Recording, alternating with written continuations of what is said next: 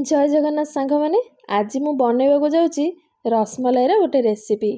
आज ये रेसिपी कहीं बनइली आपण भिडियो लास्ट जाए रहिले जानीपारे। मोर रसमलाई भारी प्रिय आ मु मार्केट गले सब बड़े रसमलाई खोजी थाए हेले मार्केट किणिकी केते खाइबे जे जो तो रेट ता सहित टेस्ट भी एते भल लगेनी। आ जोटा भल लगुथबो गोटे दिटा खाइले मन भांगेनी। सेइथिपई मु भाबिली आज घरे रसमलाई बनइबी आ मन भांगी खाइबी।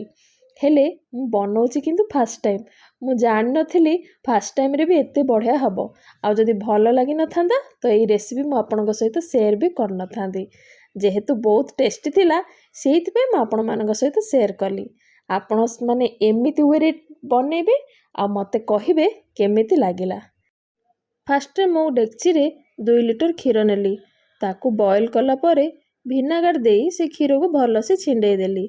तापरे गोटे सफा कपड़ा रे ताकू छाणी देली। छाणी देला परे पुणी गोटे सफा पानी रे ताकू धोई देली काहेकि जेहेतु हमें भिनेगार पकईचे तो तार खटा अंश से निश्चय थिबो। तो पानी रे जदि आपण धोई देबे तो पनीरटा जम्मा खटा लागिबनी। मु सेइथिपई धोइला परे ताकू भल से चिपुड़ी ताकू गोटे प्लेट को नहीं आसिली।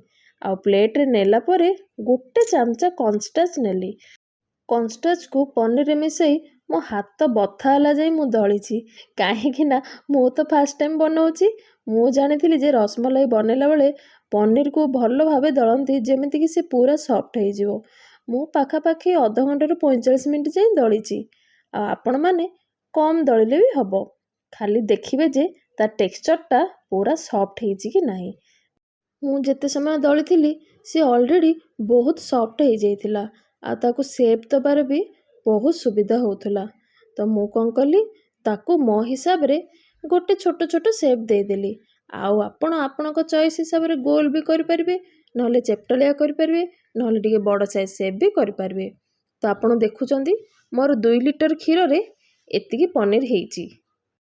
हाँ आउ टिके अधिक हेइथांदा किंतु मु पनीर हेला परे कंचा पनीर टिके खाई देइची। मते पनीर जेहेतु बहुत पसंद तो मु न संभाली पारी कंचा पनीर भी गोटे खाई देइची। तो चलंतु नेक्स्ट प्रोसेस करिबा। तो मु करेरे किछि पानी नै गली गोटे कप चीनी नै गली एटा मोर हाफ कप। तो सेइथि पई मु 2 स्पून चीनी नैची।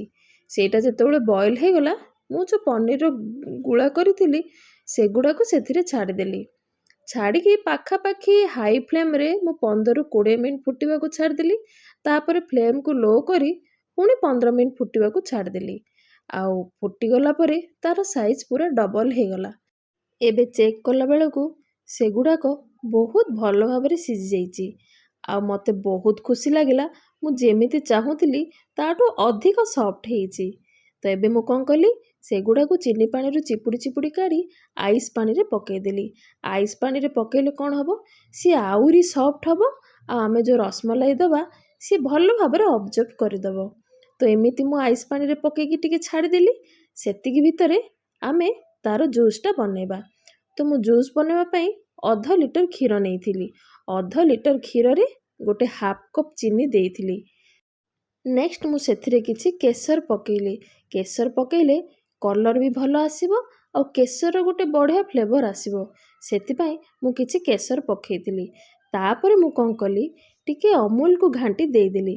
अमूल घांटी की देले तार टेस्ट भी बढ़िया लागिबो आउ क्षीरटा बहळिया भी हबो। तापरे मु टिके काजू बादाम को काटिकी रखी देइथिली। काजू बादाम तो रसमलाई रे निश्चय पड़े काहेकि ना काजू बादाम पड़िले तार टेस्ट तार फ्लेवर बहुत बढ़िया आसे।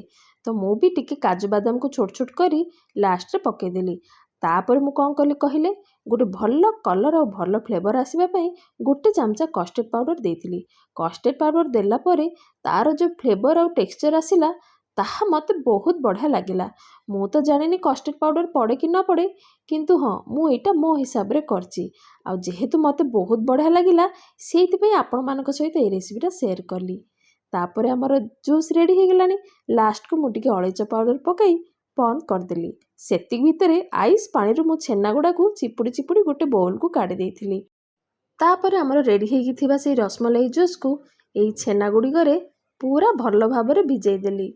तापरे 2 रु 3 घंटा फ्रिज रे रखी देली। ତାପରେ ସିଏ ପୁରା ଭିଜି ଯାଇଥିଲା ସେଇ ରସମଲାଇର ଜୁସ୍ରେ। ଏବେ ତ ଆମ ରସମଲାଇ ପୁରା ରେଡ଼ି ଆଉ। ମୁଁ ପୁରା ମନ ଭାଙ୍ଗିକି ଖାଇଲି। ଆପଣମାନେ ଏଇ ରେସିପି ଘରେ ବନାନ୍ତୁ ଆଉ କେମିତି ଲାଗିଲା ମୋତେ କମେଣ୍ଟ ବକ୍ସରେ ନିଶ୍ଚୟ ଜଣାଇବେ। ରହିଲି, ଜୟ ଜଗନ୍ନାଥ।